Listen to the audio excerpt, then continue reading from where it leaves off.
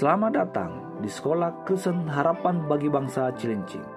Sekolah Kristen Harapan Bagi Bangsa merupakan pusat unggulan pendidikan Kristen yang mendidik anak dalam terang Tuhan sesuai dengan nilai-nilai Kristiani, sehingga dapat menangkal bahaya distorsi zaman ini. Mari daftarkan putra-putri Anda di Sekolah Harapan Bagi Bangsa. Pendaftaran sudah dibuka mulai 1 April 2021. Mari kita saksikan khotbah berikut ini sebagai renungan pada hari ini buat kita semua. Selamat menyaksikan, Tuhan Yesus memberkati.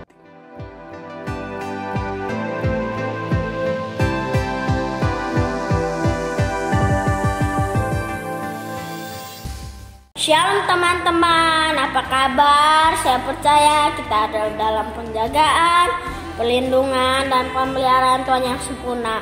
Hari ini saya akan menceritakan tentang anak yang hilang, yang terambil dalam Lukas pasal 15 ayat yang 11 sampai 32. Tapi sebelum itu kita berdoa dulu ya. Mari kita berdoa. Tuhan Yesus, sekarang kita akan merenungkan firman-Mu, berbicara kepada kami. Haleluya, amin. Saya akan membacakan ya buat kita semua. Tapi ini ayatnya kepanjangan. Saya akan bacakan buat kita semua ayat yang ke-20 saja. Demikian firman Tuhan, ayat yang ke-20. Maka bangkitlah ia dan pergi kepada bapaknya ketika ia masih jauh. Ayahnya telah melihatnya, lalu tergeraklah hatinya oleh belas kasihan. Ayahnya itu berlari mendapatkan dia, lalu merangkul dan mencium dia. Ayat ini yang saya baca ada di sebuah desa menceritakan. Di sebuah desa mempunyai keluarga itu sangat kaya sekali. Dia mempunyai 2 orang anak. Yang satu disebut sulung, yang satu lagi disebut bungsu. Suatu hari ketika bungsu datang kepada bapaknya, berkata, Bapak, ayo berikan harta milik Bapak yang jadi hakku sebelum Bapak meninggal. Lalu bapaknya berkata, buat apa nak? Kan kamu masih kecil. Karena si bungsu itu mendesak-desakan ayahnya terus, makanya bapaknya itu setuju memberikan harta kekayaan milik bapaknya itu kepada si bungsu. Ketika ia sudah menerimanya, si bungsu itu senang sekali. Dia pergi ke negeri yang jauh. Di situ dia memboroskan seluruh hartanya, teman-teman. Lalu apa yang terjadi? Dia mulai kelaparan karena dia mesti makan, yang nggak punya uang. Dia cari ke pekerjaan satu dan di tempat lain nggak ketemu. Tapi di saat akhirnya dia dapat pekerjaan yang paling menghina sekali, yaitu apa teman-teman? Mengembalakan babi. Ketika ia mengembalakan babi, dia sudah kelaparan kan.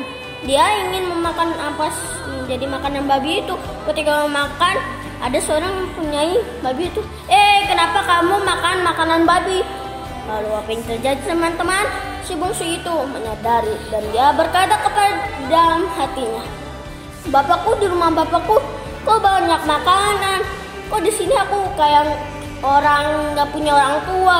Lalu dia bangkit, lalu pergi kepada bapaknya. Dia berjalan. Bapaknya ngeliat dari jauh, itu kayak anakku. Tapi bapaknya nggak percaya.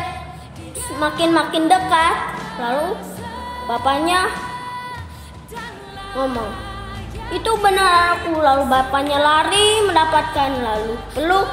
Dia berkata, anakku, kemana saja kamu pergi? Lalu dia peluk, dia bawa ke rumah. Dia berkata kepada yang pelayan, ambil lembu tambun, potong dia, mari kita bersuka cita. Akhirnya semua mereka bersuka cita. Nah, pelajaran apa yang kita dapat dalam cerita ini teman-teman? Yang pertama adalah kita tidak boleh menggunakan harta atau kekayaan kita untuk hal yang tidak berguna. Jadi kalau orang tua kita kasih uang jajan, kita harus gunakan untuk kemuliaan Tuhan. Yang kedua adalah seberapapun jahat, seberapapun kita punya dosa, kalau kita kembali pada Tuhan, Tuhan akan mengampuni kita Tuhan akan mengasihi kita sama seperti anak bungsu ini.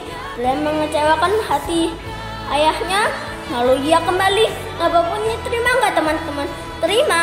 Jadi apapun dosa kita, kalau kita kembali kepada Tuhan, Tuhan akan mengampuni kita. Amin buat firman Tuhan hari ini. Tuhan Yesus memberkati kita semua. Shalom.